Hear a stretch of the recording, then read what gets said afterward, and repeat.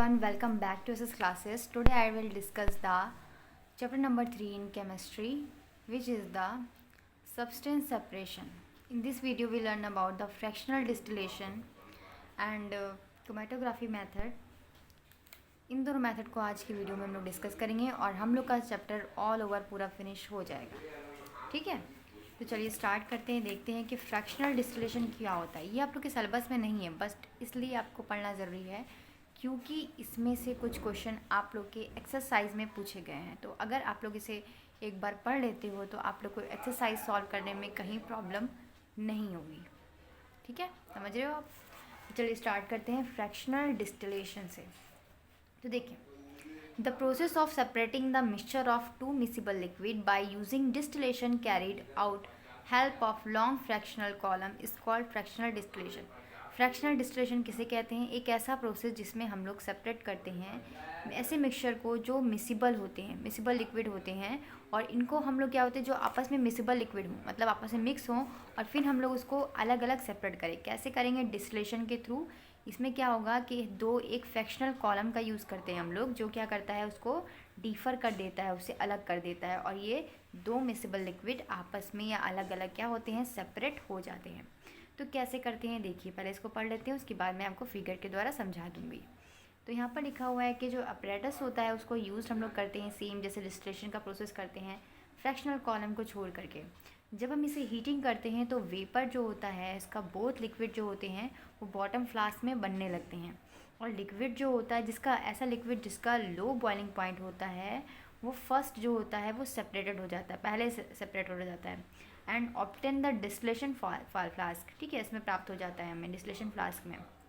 जबकि वो लिक्विड जिसका हाई बॉइलिंग पॉइंट होता है वो उस सेम चेम्बर में ही रह जाता है। तो इस तरीके से दो मिसिबल लिक्विड को हम लोग सेपरेट कर सकते हैं। एग्जाम्पल के तौर पे यहाँ पर दिया गया है alcohol and water easily separated by using fractional distillation. आप लोग को एग्जाम्पल ज़रूर याद कर लेना है कि अल्कोहल एंड वाटर को हम लोग कैसे सेपरेट कर सकते हैं, due to the fractional distillation के थ्रू। यहाँ पर देखिए आपको एक ये जार जैसा दिखाई दे रहा है, ये जो है स्क्रीप जैसी दिखाई दे रही है, तो यहाँ पर क्या है, इसमें अल्कोहल भी होगा और वाटर भी मिक्स होगी। अब क्या हो रहा है, जब हम इस डिस्टिलेशन फ्लास्क को लगा रहे हैं और इसे हीट कर रहे हैं, तो जो हम लोग का जिसका बॉइलिंग पॉइंट ज़्यादा है वो इसी में रह जा रही है, और जिसका बॉइलिंग पॉइंट कम है वो अपना इसमें से आउट होकर इस डिस्टिलेशन या फ्रैक्शनल फ्लास्क के थ्रू वापस इस पॉइंट पे आ जा रही है। तो मैं आपको इतनी बात। तो देखिए, बाय यूजिंग सेपरेटिंग फनल के थ्रू हम इसे कैसे अलग कर सकते हैं। तो देखिए, ऐसा मेथड जिसमें हम लोग क्या करते हैं, इम्प्लॉयड करेंगे एक ऐसे मिक्सचर को जिसमें टू लिक्विड जो होंगे वो मिसिबल नहीं होंगे आपस में।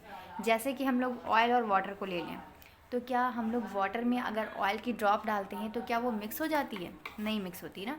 उसमें क्या होता है कि बूंद बूंद के रूप में ऊपर ऊपर तैरती रहती है। तो उसी तरीके का मिक्सचर एक और होता है वाटर एंड केरोसिन का मिक्सचर, जस्ट लाइक अभी जो मैंने आपको बताया, वाटर एंड कोई भी ऑयल ले लिया हमने नॉर्मल।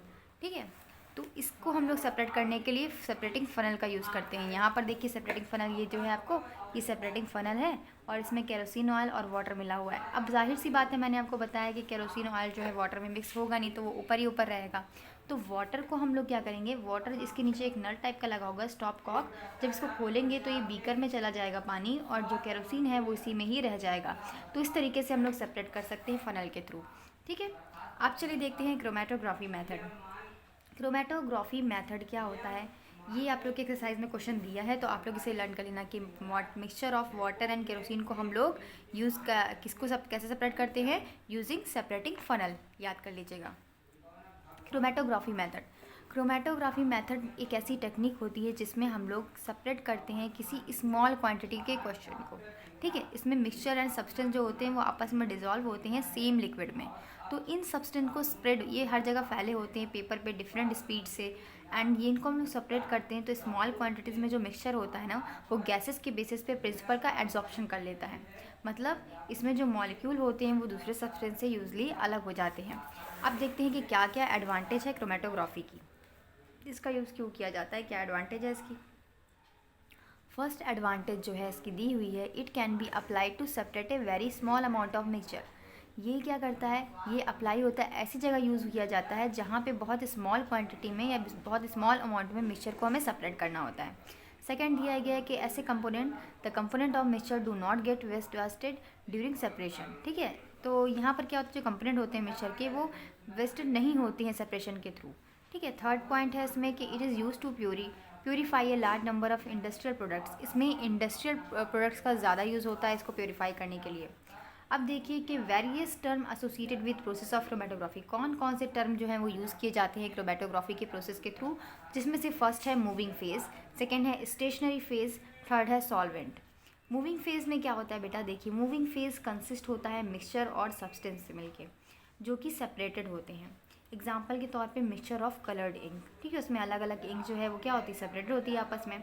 स्टेशनरी फेज़ क्या होता है, स्टेशनरी फेज़ में ऐसे सब्सटेंस को हम लोग चूज़ करते हैं या सेलेक्ट करते हैं जिनका सेपरेशन हमें करना होता है। इसमें हम लोग फ़िल्टर पेपर लेते हैं और उस कोई अदर मटेरियल लेते हैं और उसको फिर सेपरेट करते हैं उस कंपोनेंट से by the principle of absorption. ठीक है, एब्जॉर्प्शन के थ्रू।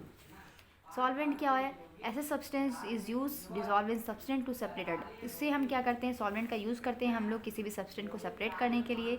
जनरली जो होता है एक बीकर का यूज़ करते हैं हम लोग जो जिसमें डिजॉल्व होता है, सब्सटेंस को डिजॉल्व कर देते हैं और फिर ये सॉलिड मॉलिक्यूल जो होते हैं वो ईजिली सेपरेटेड कर देते हैं दूसरे सब्सटेंस को जिसे हमें सेपरेट करना होता है।